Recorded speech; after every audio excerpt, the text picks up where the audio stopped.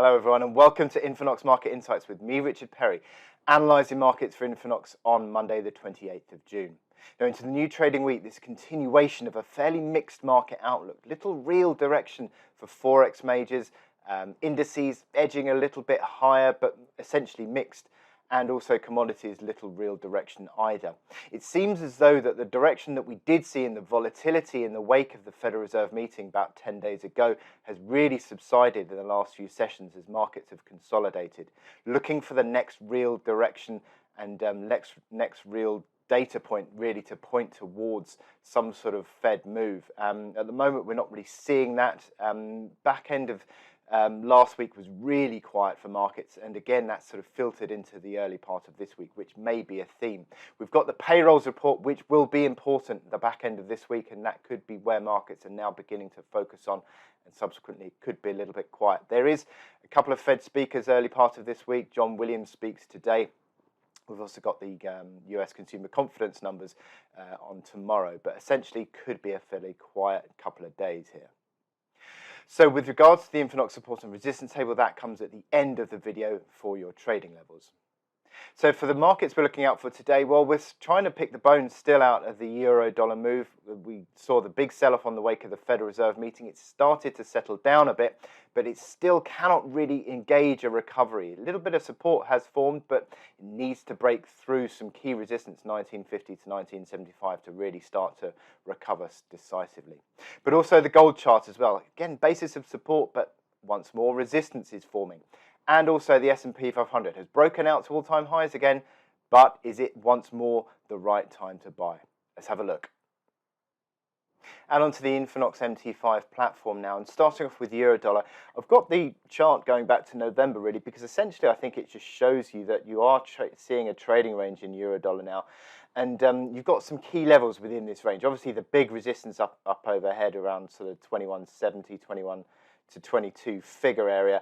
But again, the support to the downside, which has not really been tested yet, about 17 figure up towards 17, maybe 18 big figure, pulled up from the support around 1845 and essentially is now mid-range resistance around the pivot area, 1950 up towards 1975, 1995 area.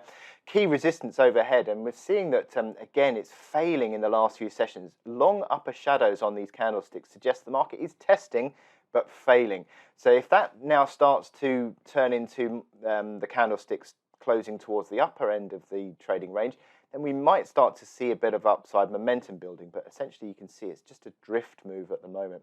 You've got the 4-hour chart. Again, the resistance still comes in around that 1950 area to 1975.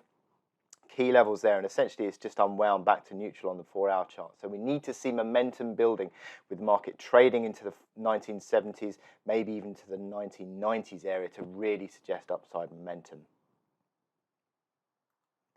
And on the gold chart, it's essentially a similar picture, isn't it? The support that's formed around 1760 to 1770 in the last few sessions is holding, but is it developing into a recovery? Well, it's more of a drift move, really. Slight uptick in the RSI into the mid-30s. I mean, that doesn't really tell you a great deal as though that the market is developing a significant recovery, does it? And you've got the 4-hour chart, again, just buzzing around, just an unwinding move at the moment.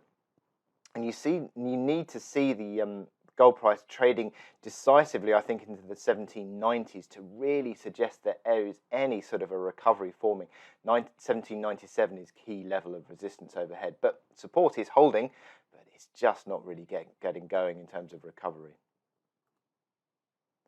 And finally, on to the S&P 500 futures. Well, right, this is interesting.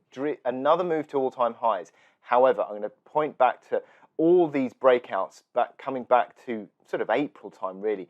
You get a couple of days of moving into the new highs and then a correction. A breakout here, another correction.